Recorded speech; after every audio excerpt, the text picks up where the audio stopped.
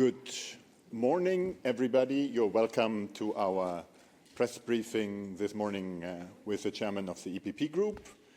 Manfred has the floor. Yeah, good morning to all of you. I start with tomorrow's main event for the group in the European Parliament session. That's obviously the State of the Union presentation of Ursula von der Leyen. Summer was a challenging period of time, a challenging summer for Europe, with Alaska, with Scotland, with also Gaza developments. So it is for us challenging. And we also saw some weaknesses from the European Union in these days. That's why for us as EPP, autumn is a moment of truth, that we are showing now responsibility. The citizens are asking us to act now and to deliver on what we promised during the election campaign 1 year ago. And that means for us now delivering. Again, autumn is autumn of truth. Europe has to deliver. For us, this means content. Europe must grow up. And that is about the three priorities. You know about them. Since Bucharest, we follow our long-term planning as European People's Party. And that is economy, competitiveness, defense and migration. That are the three priorities we also will discuss and mention tomorrow. Let me focus when it is about competitiveness, about jobs in one specific sector. You know that this week the biggest car show in Europe will start, the IAA in Munich. And we are speaking about millions of jobs in the European Union in the car industry sector.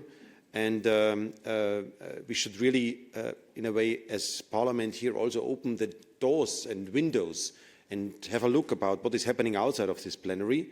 In the European Union, we lost in last year 88,000, nearly 90,000 jobs in the car industry in 1 year. That is the reality on the ground, and that has to be reflected here. So the automotive sector is not only the largest economic sector in the European Union. Millions of jobs and families are depending on this, but it's a big source of innovation. And that's why it needs now our support as policymakers. I want to underline that in this regard, listening is our #1 priority. We had already invited as EPP group months ago the CEOs from the car sector to give us a feedback. And this week we will have a meeting with all the trade union representatives from the car sector of the top companies in Munich. So listening is a starting point. And you know, one of the key aspects what we have to deliver now is technological neutrality. That means we need a revision of the combustion engine ban. That is what we did already last mandate, that we voted against an ideological approach of doing politics, forbidding technologies, as the left did in this House.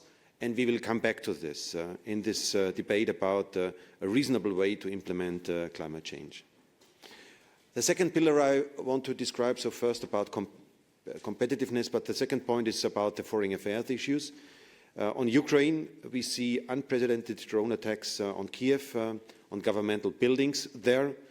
Putin's fight in this war is more and more brutal. That's a reality on the ground. On the other hand, we have to recognize that Donald Trump really tried to do everything in Alaska to please to Putin, to win him, to find a way for a ceasefire and even a peace process. But this obviously is not resonating in Moscow. That is not helping. And that's why we have to face reality and talk also with America what to do now. That are the next considerations now after this development. And my group, I myself and the EPP leadership will travel next week to Washington. We also will have high-level meetings there to talk about the next steps in front of us. And the second thing on the foreign affairs issues is obviously the Gaza question. The key question is that we find a united approach, because Europe is not united at all. And that's why, let me say that it doesn't help to have debates about the formulation, whether we call it genocide or not, whether we use the word or not. That doesn't help us. That is even splitting us as Europeans, as European Union. That's why we should not continue this debate in the EU level. What we need is to find unity, to find a common approach. And that means Europeans must be united to end the conflict and tell our Israeli friends that this is not the right way to do it. And first of all, we have to guarantee that humanitarian aid, also financed and supported by the European Union, will end up in the hands of the people who deserve it and who need it so urgently. Thank you so much.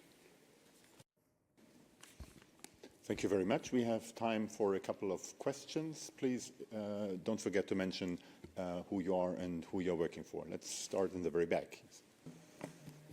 Good morning. Thank you very much. Vincenzo Genovese from Euronews. My question, Mr. Weber, is how do you see the future of Alexander Vučić SNS party in the EPP, given his contested divisive policies and links, supposed links to Russia? Is this creating a sort of debate inside the EPP family?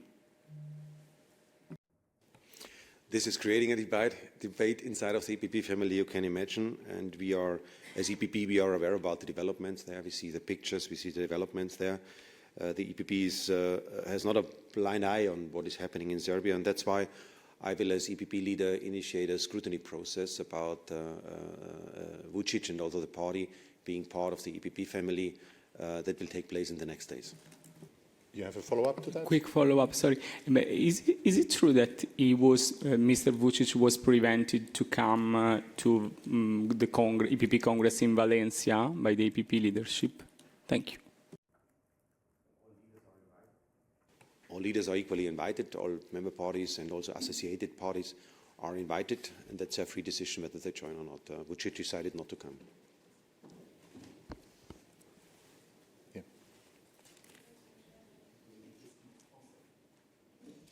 Emmanuel Beretta, je vais poser ma question en français. Qu'est-ce que vous répondez au dernier discours de Mario Draghi qui appelle une fois de plus à une dette commune, à un changement de méthode en Europe, à une accélération du calendrier de compétitivité qu'il avait présenté il y a un an dans son rapport? Et qu'attendez-vous, en l'occurrence, du discours de Mme von der Leyen demain?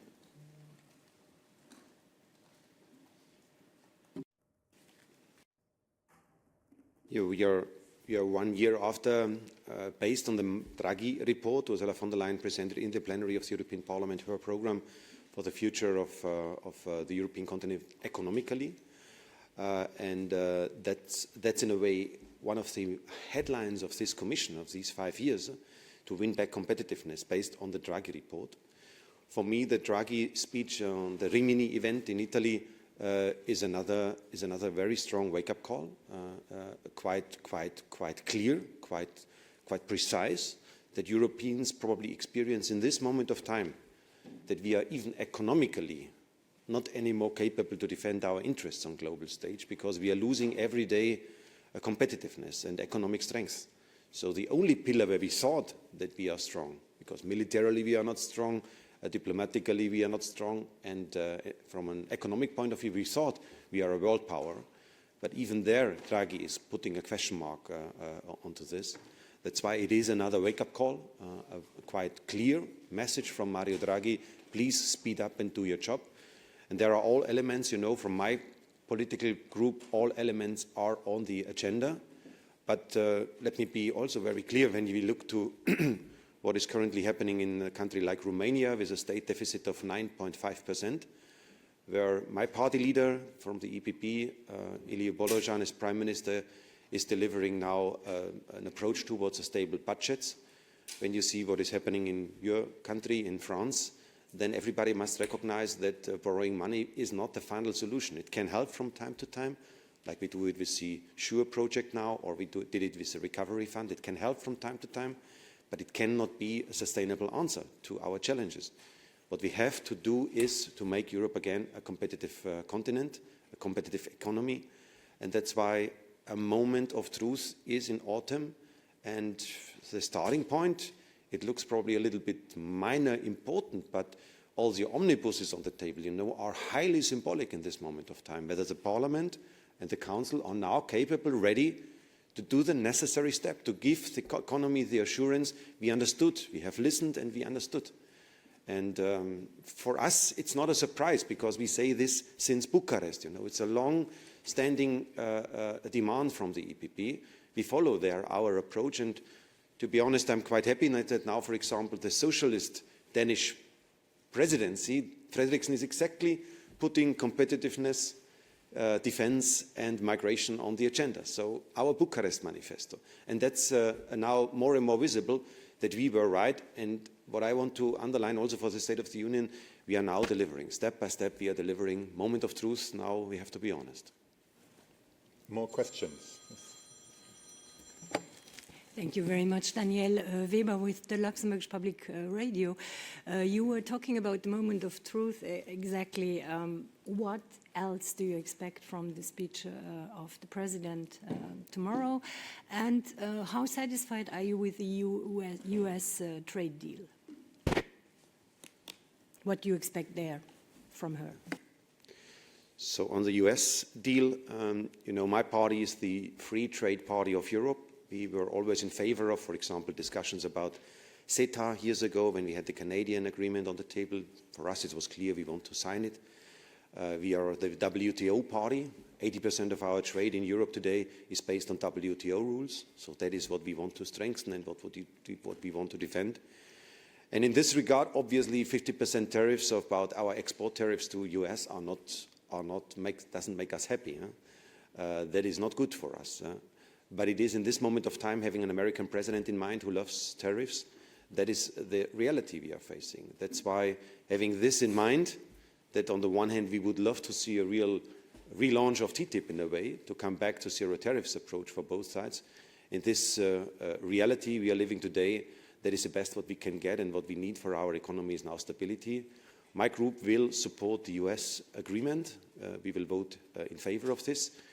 We will have some discussions on the details when it is about especially the link to the WTO rules, because that is really fundamental for Europe. But in principle, EPP is behind this, and that's why we will support this. Allow me to say that in this regard, we need also a step further, because the rest of the world is waiting also for Europe's partnership approach. There are still many countries who love to have a rule-based trade relationship. And that's why all the considerations, the talks we are doing currently with India, for example, are fundamental. If we can finalize this until the end of the year, as Ursula von der Leyen agreed it with Prime Minister Modi, would be a great message. And, you know, also Mercosur. So on these issues, we need now the test that those who want to have a rule-based trade agreement should see Europe as a real partner. The EPP is ready to do so. And the first question was about? About what else do you expect from the President's speech when it comes to the moment of truth? What other elements would you think of? I think Ursula von der Leyen can really, first of all, underline that Commission did the first steps. So when you see what happened in the first month of this new Commission, we saw a clear competitiveness pillar, with especially the omnibuses, with the idea of single market, strengthening the single market. We saw defense initiatives like never before. First time Europe is spending money with a SURE project on defense issues, which was unthinkable 5 years ago. Now we are doing it. It's practically implemented. And we also have on migration, with the return regulation, with a safe third country, the two missing elements of the asylum pact on the table. It is now there.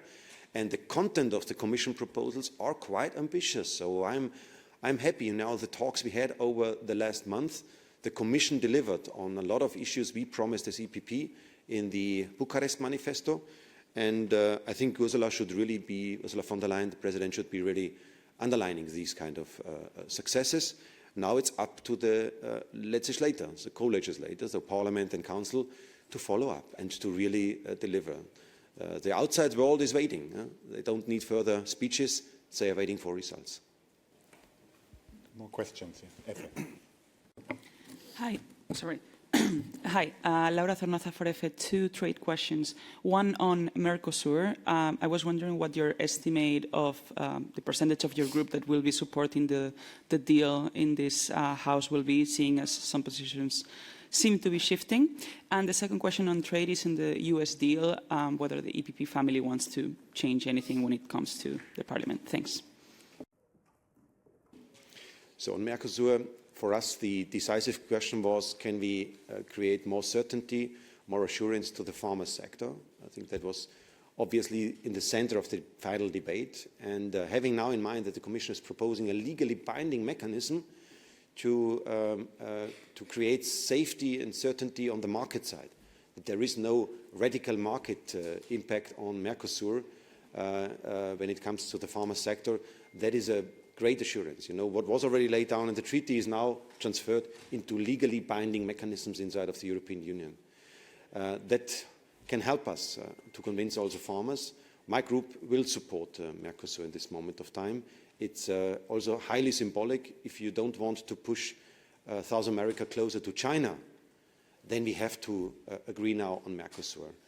And I think the arguments are strong, the arguments are there. And when you speak about the numbers, we are still not yet in the final decision-making process, so there is time still to discuss the issues. I can tell you the numbers of supporters is growing, so we are getting in a good direction.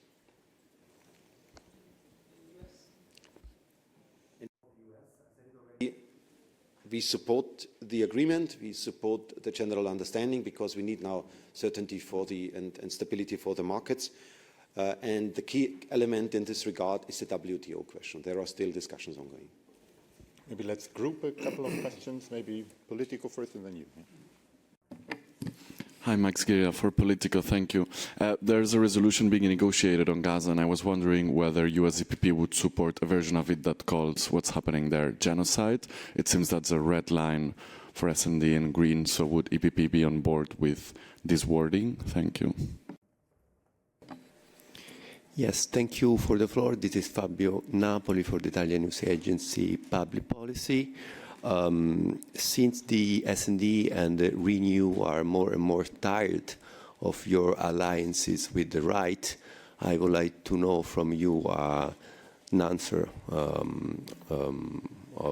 on this. Thank you. So on Gaza, you know, negotiations started now. You saw our EPP draft proposal for the Gaza resolution. And we reflect on both sides. On the one side, the right of Israel to defend itself. On the other side, which is currently more in the center, obviously, is the humanitarian situation. We underlined this.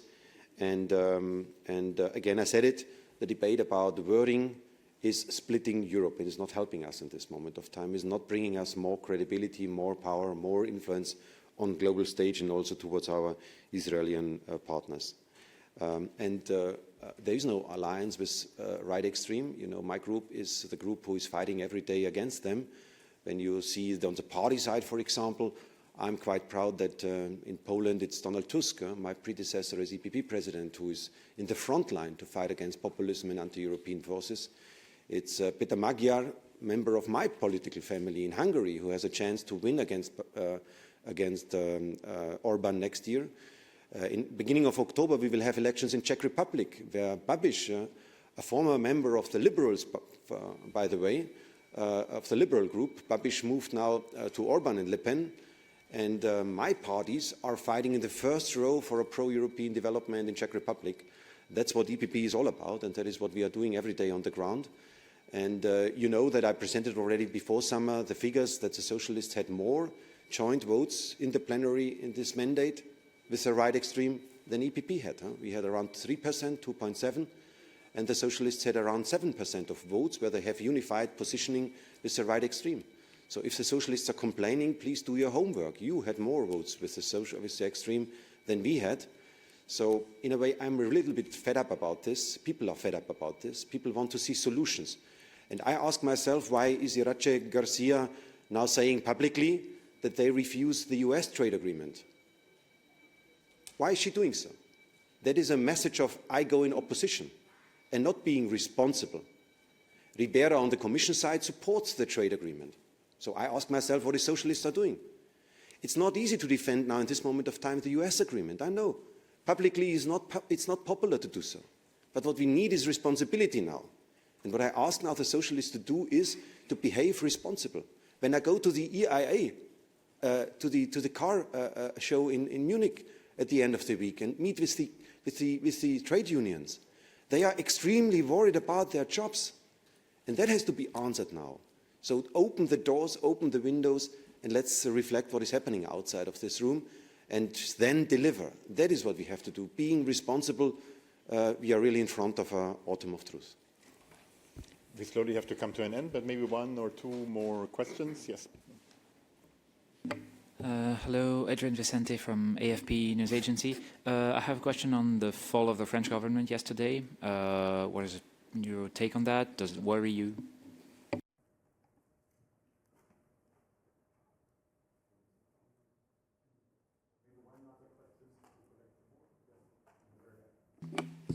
Oui, bonjour, Emmanuel Strosser pour Bruxelles 2 en français. Votre groupe a exprimé des impatiences sur de nouvelles initiatives législatives dans différents domaines, dont celui de la défense. Je voulais avoir des précisions sur vos attentes dans ce domaine-là de la défense, que vous attendez demain du discours de Ursula von der Leyen, et une précision, une suite à la question sur la résolution de Gaza.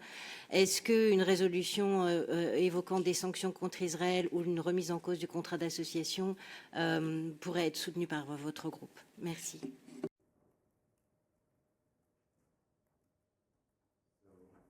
On Gaza, again, the negotiations are ongoing. And it's not a secret that also inside of the EPP group there are different priorities when it is about the answer, the right messaging towards the Israeli government in this moment of time.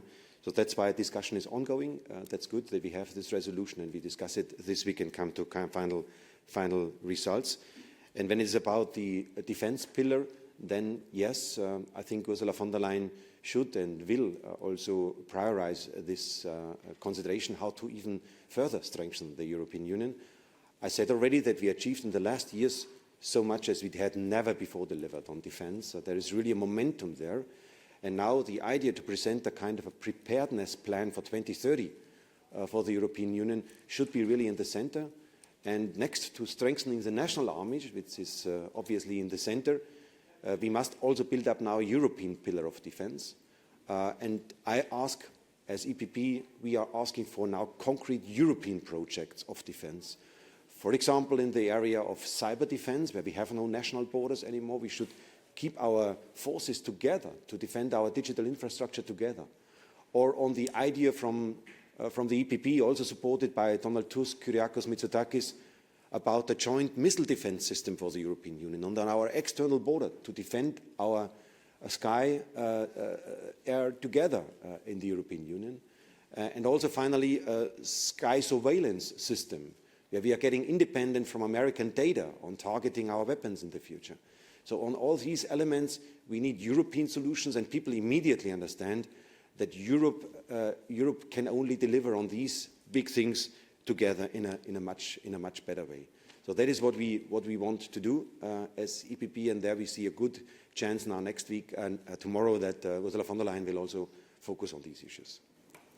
Thank you for your interest this morning. In case you have further questions, you know how to reach us, and we wish you a nice plenary week. Thank you.